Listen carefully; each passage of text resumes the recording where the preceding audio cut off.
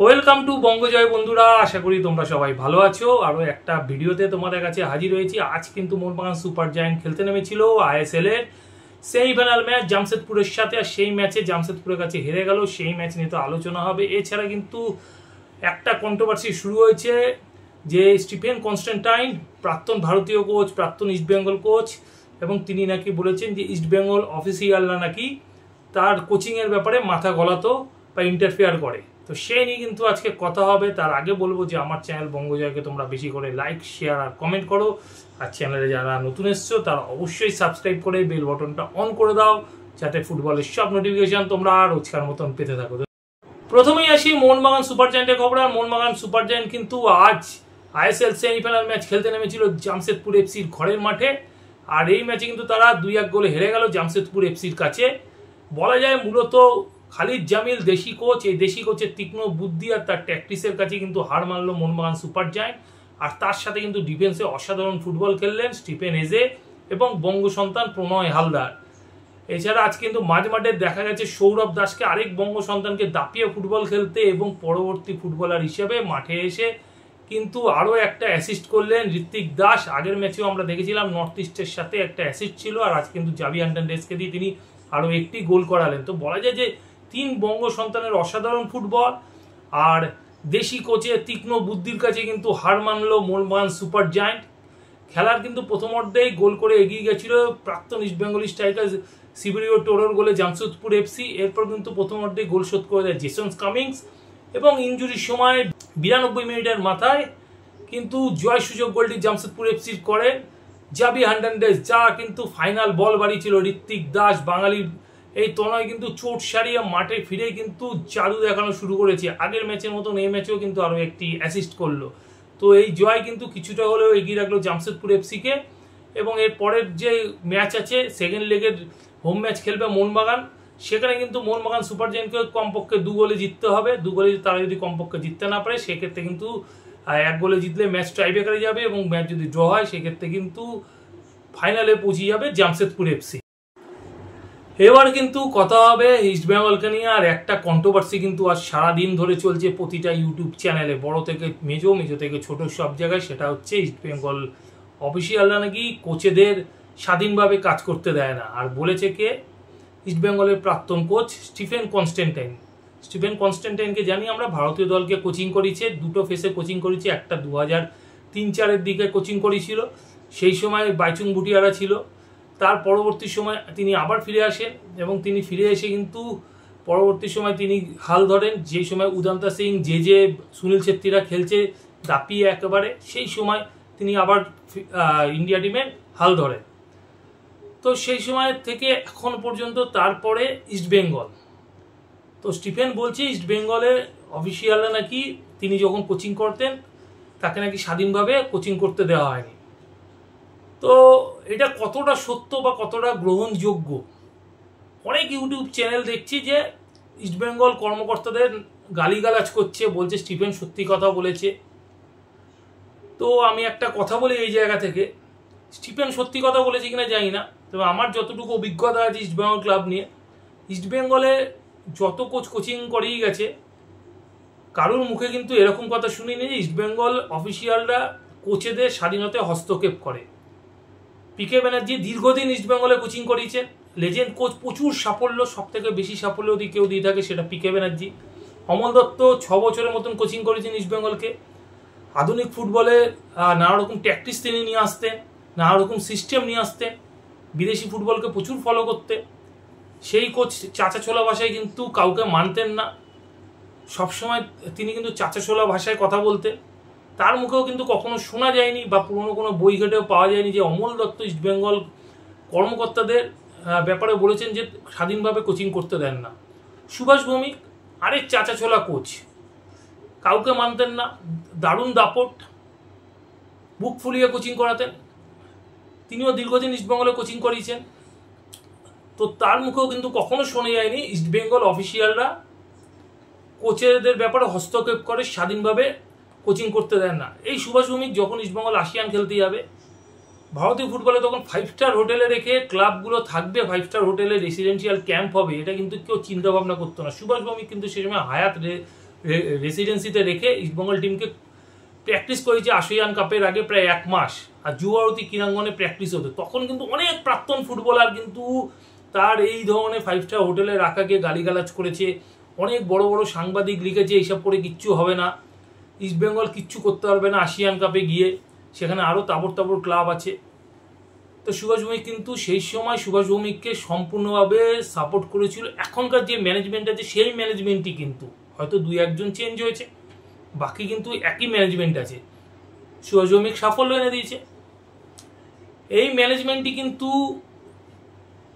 সেই সময় সাফল্য পেয়েছে। পরবর্তী 2010 থেকে 2015-র মধ্যে কিন্তু একাধিক ভালো ভারতীয় ফুটবলারদেরকে সই করেছে, ভালো বিদেশি ফুটবলার নিয়ে এসছে। 2010 থেকে যদি বলা হয়, গোলকিপার সন্দীপ নন্দী, গুরপ্রীত সিং, এদের একের পর এক সই হয়েছে। তারপরে আমরা দেখেছি ডিফেন্স লাইনে অর্ণব মণ্ডল থেকে শুরু করে গুরবিন্দর সিং, রাজু গায়কোয়াড়, উগাও পাড়া, নওবা সিং, সৌমিক দে এদের মতন ফুটবলারদের সই হয়েছে। রবার্টের মতন ফুটবলার ছিল। মিডফিল্ডে মেহতা হুসেন, পিএনওজি, সুবোধ কুমার থেকে শুরু করে ভাসুমের মতন ফুটবলার ছিল। তো আমরা দেখেছি সুশান্ত ম্যাথুকে নিয়ে আসতে একের পর এক ফুটবলার, স্ট্রাইকারে কখনো টোলগে রবিন সিং, তো পরবর্তী সময় কিন্তু রন্টি ডুডুকে আমরা জুটি হতে দেখেছি, চিডি সাথে কিন্তু আমরা দেখেছি জেমস মোগাকে। তো টিম কিন্তু গুছিয়ে করা হয়েছে। এবার আই লিগ সেই সময় পায়নি, এত ভালো টিমের পর ফেডারেশন কাপ জিতেছে 3বার, কিন্তু তা সত্ত্বেও কিন্তু আই লিগ পায়নি। আই লিগ না পাওয়ার কারণ গুরপ্রীত সিং, এখনও মনে আছে গুরপ্রীত সিংয়ের ভুল, যেই ম্যাচে গুরপ্রীত সিং প্রয়াগ ইউনাইটেডের সাথে যুবভারতী ক্রীড়াঙ্গনে গোল করতে উঠে যাওয়া কর্নার থেকে, ইস্টবেঙ্গল কর্নার পায় ইঞ্জুরির সময়, গোল করতে উঠে যাওয়া আর বল মিট করতে না পারে রিটার্ন বলে কিন্তু কেন ভিনসেন্ট প্রয়াগ ইউনাইটেডে ফাঁকা গোলে গোল করে দিয়ে চলে যায়। ইস্টবেঙ্গলের পয়েন্ট নষ্ট, চ্যাম্পিয়নশিপের দাবিদার থাকা ইস্টবেঙ্গলের পয়েন্ট নষ্ট। আর সেদিন কিন্তু মর্গ্যান বলেছিল ইস্টবেঙ্গল কোচ যে আমি বলেছিলাম গুরপ্রীতকে উঠে যেতে। এটা কি তাহলে অফিসিয়ালের দোষ ছিল? অফিসিয়াল বলেছিল যে গুরপ্রীতকে উঠে যাও, গোল করে আসো। কার্লোস হার্নান্দেজের শট, ইস্টবেঙ্গল 1 গোলে জিতছে, পায়ের তলা থেকে গোল খেয়েছিল কল্যাণী স্টেডিয়ামে। এটা কি অফিসিয়ালদের দোষ ছিল? অভিজিৎ মন্ডল ফ্লাইট মিস করে গোল খাইছে পুনে এফসি ম্যাচে। সন্দীপ নন্দী ওডাফার হেড পায়ের তলা দিয়ে গলিয়েছে ডার্বি ম্যাচে। এইগুলো কি অফিসিয়ালের দোষ ছিল? ইস্টবেঙ্গল অফিসিয়ালরা সেই সময় কিন্তু টিমটা করে দিয়েছিল। পরবর্তী সময় কোয়েস আসার পরও কোলাডোদের নিয়ে আসা হলো, এনরিকেদের নিয়ে আসা হলো, জবি জাস্টিনরা ছিল, স্পেন থেকে আলেহান্দ্রোকে নিয়ে আসা হলো, যাকে নাকি সবাই প্রফেসর নাম দিয়ে দিয়েছিল, একগুচ্ছ সমর্থক আলেহান্দ্রো প্রফেসর। তারপরেও কিন্তু ইস্টবেঙ্গল আই লিগ পায়নি। দল তৈরি হয়েছে, ফুটবলারদের মিস্টেকের জন্য আই লিগ পায়নি। আমি কোনো ইস্টবেঙ্গল কর্মকর্তাদের পাশে দাঁড়াচ্ছি না। এখন কথা হচ্ছে স্টিফেন কনস্ট্যান্টাইন বলছে যে তাকে স্বাধীনভাবে কাজ করতে দেওয়া হয়নি। আমি একটা এক্সাম্পল দিলাম যে কি কি কারণে আই লিগ পায়নি। 1 পয়েন্ট, গোল ডিফারেন্স, এইসবের জন্য আই লিগগুলো হাতছাড় হয়েছে। আইজল ম্যাচে বল গোলে ঢোকার পরও রেফারি গোল দেয়নি। এটাও মনে আছে চুলোবার ফ্রি কিক আইজলের মাঠে, সেই ম্যাচে যদি 3 পয়েন্ট থাকতো ইস্টবেঙ্গল আই লিগ পেয়ে যেত। মাগো সিং রেফারি ছিল। এর জন্য কি দায়ী ইস্টবেঙ্গল কর্তারা? টেবর জেমস মর্গ্যান, যেই বিদেশি নিয়ে এসেছিল অ্যালান গাও বা বরিসিচ, তারা শ্যুট করেনি। কোচের পরামর্শে সেই ফুটবলার আনা হয়েছে, তার দায় কি কর্তারা? স্টিফেন এলো, স্টিফেন এখন বলছে কর্তারা নাকি স্বাধীনভাবে কাজ করতে দেয় না ইস্টবেঙ্গল ক্লাবে। এটা সম্পূর্ণ ভুল তথ্য। একদল সমর্থক, তাদের কাজই হচ্ছে সারাদিন কর্মকর্তাদেরকে গালিগালাজ করা। আমি কোনো কর্মকর্তার পাশে দাঁড়াচ্ছি না, কর্মকর্তার সাথে আমার কোনো রিলেশনও নেই কোনো কর্মকর্তার সাথে, না তাদের পয়সায় চলি, না তাদের পয়সায় খাই, না কিছু। কিন্তু বাস্তব হচ্ছে কিছু মানুষ পেছন থেকে কিছু সমর্থককে লেলিয়ে দিচ্ছে। এটা একদম বাস্তব কথা। কিছু সমর্থককে লেলিয়ে দেওয়া হচ্ছে, গালিগালাজ করো সারাদিন কর্মকর্তাদের নামে। হ্যাঁ, কেউ সাফল্য না দিতে পারলে সরে যেতে হয়, এটা হচ্ছে নিয়ম। সাফল্য দিতে পারছে না কর্মকর্তারা, এটা বাস্তব। একটা ভিডিও আমি দেখলাম কিছুদিন ধরে, খুব ভাইরাল হচ্ছে, যে ইস্টবেঙ্গলের শীর্ষময় কর্তা নিতু সরকার, তিনি এই একটা প্রেস কনফারেন্সে বলেছিলেন আমরা 2 বছরের মধ্যে কাপ জিতে দেখাবো। স্বাভাবিক মনমান সমর্থকরা এটা নিয়ে ট্রোল করবে, তারা ট্রোল করছে, তার সাথে ইস্টবেঙ্গল সমর্থকরা প্রচুর ট্রোল করছে। কিছু সমর্থক, সব সমর্থক বলবো না, কিছু সমর্থক।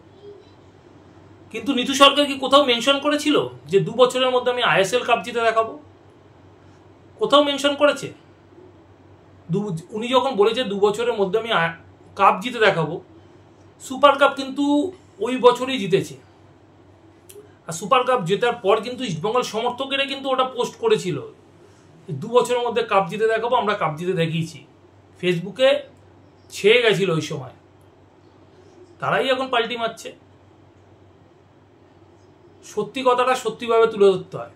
যখন একের পর এক ফুটবলার সই হচ্ছিল এ মরশুমে, সেটা হিজাজি মাহের হোক, মাদি তালাল হোক, দিয়ামন্তিকস হোক, যত বিদেশি আসছিল, এয়ারপোর্টে দিনের পর দিন গিয়ে ইস্টবেঙ্গল সমর্থকরাই কিন্তু ভিড় করেছিল। আনোয়ার আলীকে আনার সময় কিন্তু, যখন আনোয়ার আলী যেদিনকে কলকাতায় পা রাখলো, এয়ারপোর্টে তাকে মূল গেট থেকে বাড়ি করতে পারিনি, এত সমর্থকের ভিড় হয়েছিল। তখন কিন্তু সবাই বলেছিল দারুণ টিম হচ্ছে ইস্টবেঙ্গল, অফিসিয়ালরা দুর্দান্ত টিম করছে। চোট আঘাত রেফারি এ মরশুমে শেষ করে দিয়েছে, এটা বাস্তব কথা। চোট আঘাত আর রেফারি ইস্টবেঙ্গলকে শেষ করে দিয়েছে, নইলে একের পর এক কিন্তু ফুটবলারে সই হয়ে গেছিল। ক্লেটন সিলভা এখন বলা হচ্ছে বুড়ো, গত মরশুমের পারফরমেন্সের পর অনেকে বলেছিল ক্লেটন সিলভাকে রেখে দেওয়া হোক, একা টেনেছে গত মরশুম। ক্লেটন সিলভাও থেকে গেল, কার্লোস কুয়াদ্রাতকে প্রফেসর বানিয়ে দেওয়া হলো। সুপার কাপ জেতার পর নিতু সরকারকে কিন্তু একবারও বলতে শোনা যায়নি যে আমি বলেছিলাম 2 বছরের মধ্যে কাপ জিতবো, কাপ জিতে দেখিয়েছি। কাপ জেতার পর কিন্তু কোচের ভূয়সী প্রশংসা করা হয়েছিল কার্লোস কুয়াদ্রাতের। কার্লোস কুয়াদ্রাত যাকে যাকে চেয়েছে টোটাল টিম ম্যানেজমেন্ট পেয়েছিল। আর স্টিফেন কনস্ট্যান্টাইন বলছি ইস্টবেঙ্গল ম্যানেজমেন্ট নাকি তাকে সাহায্য করেনি বা তার ব্যাপারে ইন্টারফেয়ার করেছে। আজকে সুমিত পাশিকে কে নিয়ে এসেছিল? সমর্থকরা তো দিনের পর দিন গালাগালি দিয়ে গেছে সুমিত পাশিকে। ডার্বি ম্যাচে সেম সাইড গোল খাওয়ানো থেকে শুরু করে সারা মরশুম ডুবিয়েছে। সুমিত পাশিকে কোচের প্লেয়ার ছিল, কোচ তো একটা সময় যখন কোচকে প্রশ্ন করলো সুমিত পাশিকে কেন খেলান, সুমিত পাশির মা তুলে একটা কথা বলেছিল কোচ, বাজে টাইপের কথা। স্টিফেন কনস্ট্যান্টাইন কোনো কোচের থেকে এটা কাম্য ছিল না, কখনোই কাম্য না। এই যে কিরিয়াকু সাইপ্রাস থেকে কে এনেছিল? Stephen Constantine. জ্যাক জার্ভিস কার পরামর্শে এসেছিল? Stephen Constantine. এগুলো কি ভুলে গেলে চলবে? এগুলো ভুলে গেলে কিন্তু একদমই চলবে না। বিদেশি কালেকশন কিন্তু স্টিফেন নিজের মতন করে করেছিল, এবং সেই সময় ইভান ডিফেন্ডার ছিল স্পেনের, এফসি গোয়া থেকে এসেছিল সম্ভবত ইভান গঞ্জালেস, তাকে সরিয়ে দিয়েছিল Stephen Constantine. Aniket Yadav top ফর্মে এসেছিল ইস্টবেঙ্গলে, তাকে ব্যবহারই করলো না স্টিফেন কনস্ট্যান্টাইন। সারা মরশুম রিজার্ভ বেঞ্চে বসিয়ে তার খেলার 12টা বাজিয়ে দিল। হিমাংশু জ্যাংরা উদীয়মান একজন দারুণ ফুটবলার ছিল, তাকে ইনজুরির সময় মাঠে নামানো হতো, 5 মিনিট আগে মাঠে নামানো হতো। সৌভিক চক্রবর্তী কি ফুটবলটা না গত 2 বছর ধরে খেলছে, কার্লোস কুয়াদ্রাতের হাতে পড়ে কি ফুটবলটা খেলছে। রাইট ব্যাকও খেলতে পারে, লেফট ব্যাকও খেলতে পারে। তো এই ফুটবলারটিকে তো মিডফিল্ডে তো এখন জেনারেল হয়ে গেছে, জিকসন সিং এর মতন ফুটবলারকে বসিয়ে রেগুলার খেলে যাচ্ছে। এই ফুটবলারটিকেও তো ব্যবহার করলো না। আজকে একটা ইউটিউব চ্যানেলে দেখছিলাম যে বলছে, সেই ইউটিউব চ্যানেল বলছে যে সৌভিককে কি করে ব্যবহার করবে, সৌভিকের তো ডেঙ্গু হয়েছিল।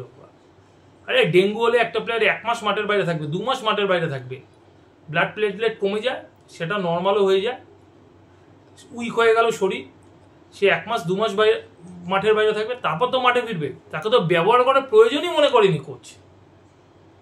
তাহলে এগুলো কি অফিসিয়ালরা বারণ করে দিয়েছিল এই প্লেয়ারকে না খেলাতে?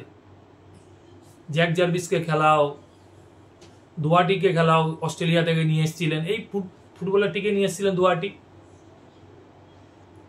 তো কিরিয়াকু কোচের পরামর্শে এইসব প্লেয়ার এসেছিল, কোচ নিয়ে এসেছিলেন। জ্যাক জার্ভিস গুগল সার্চ করে যদি উইকিপিডিয়ায় দেখো, দেখবে প্রতিটা টিমে খেলেছে 11 করে ম্যাচ, কোনো টিমে 1টা গোল, কোনো টিমে গোল নেই, কোনো টিমে 40টা ম্যাচ খেলে 3টে গোল। ওরকম একজন স্ট্রাইকারকে নিয়ে আসা হলো, 5 ম্যাচ খেলে ইস্টবেঙ্গলে 1টা গোল করেছিল। তো কী লাভ? স্টিফেন কনস্ট্যান্টাইন যদি স্বাধীনতা না পেত ইস্টবেঙ্গলে খেলার জন্যে, কোচিং করানোর জন্যে, তাহলে পরের বছর কেন উনি বলেছিল আমি থাকতে চাই ইস্টবেঙ্গলে? কেন ইচ্ছা প্রকাশ করেছিল? স্বাধীনতা পেয়েছিল দেখে ইচ্ছা প্রকাশ করেছিল। আরেকটা কথা বলি, এই স্টিফেন কনস্ট্যান্টাইনের যখন সেকেন্ড ইনিংস ইন্ডিয়া থেকে তিনি আউট হলেন, এই সুনীল ছেত্রী কিন্তু তার বিরুদ্ধে কথা বলেছিল। প্রতিটি প্লেয়ার ফেডারেশনকে কিন্তু চিঠি দিয়েছিল স্টিফেনের বিরুদ্ধে, যে স্টিফেনকে আমরা চাই না, স্টিফেন জোর খাটায়, প্লেয়ারদের ওপর নিজের মতটাকে ঢুকিয়ে দেয়, জোর খাটায়, তো একে কিন্তু চাই না। আর সেম জিনিস কিন্তু বাইচুংদের আমলেও হয়েছিল, যখন তিনি কোচিং করে গেছেন ভারতে। সব ফুটবলার কিন্তু স্টিফেনের বিরুদ্ধেই কথা বলেছিল। স্টিফেনকে কিন্তু আমি ছোট করছি না, যথেষ্ট ভালো কোচ, আমার ফেভারিট কোচের মধ্যে একজন, কিন্তু তিনি যেই কথাটা বলেছেন সেই কথাটা কিন্তু আমি মানতে পারলাম না। আর অন্য ইউটিউবারদের মতো আমি একেবারে চোখ কান বুঝে অফিসিয়ালদেরও দোষ দিতে পারবো না, কারণ ইস্টবেঙ্গল ক্লাবে যথেষ্ট ফুটবলার কোচেদের সম্মান আছে দেখে আরমান্দো কোলাসও কোচিং করে গেছে, মোহনবাগানের ঘরের ছেলে সুব্রত ভট্টাচার্য কোচিং করে গেছে, তাদের মুখেও কোনোদিনও শুনিনি যে ইস্টবেঙ্গলের অফিসিয়ালরা কোচেদের উপরে বাটপারি করে। এই যে স্টিফেনের কথা যেটা বলছে ইস্টবেঙ্গল অফিসিয়ালরা কোচেদের উপরে বাটপারি করে, এটা যেই মানুষ অন্তত আমি মানতে পারবো না। সে আমাকে তোমরা যাই খুশি বলো, যে অফিসিয়ালদের দালাল বলো, অফিসিয়ালদের যা খুশি বলো, কিন্তু বাস্তবটা বাস্তব মানতেই হবে। সেই জন্য কিন্তু স্টিফেন ভারত, নেপাল, পাকিস্তান এইসবের মধ্যে ঘুরে বেড়ায়, বড় কোনো জায়গায় যেতে পারছে না কোচিং করাতে। স্টিফেনের কোচিংয়ের জায়গা হয় ভারতের কোনো ক্লাব বা ভারতের জাতীয় দল, নইলে নেপালের জাতীয় দল, আর এই মুহূর্তে আছে পাকিস্তানের জাতীয় দলে। যদি তিনি খুব বড় মাপের কোচ হতেন বা খুব ভালো কোচ হতেন, ইউরোপে কোচিং করাতেন, সেকেন্ড ডিভিশন থার্ড ডিভিশন টিমে কোচিং করাতেন, যখন করিয়েছেন, কিন্তু এই মুহূর্তে তার হাতে কিন্তু বড় কোনো জায়গাই নেই।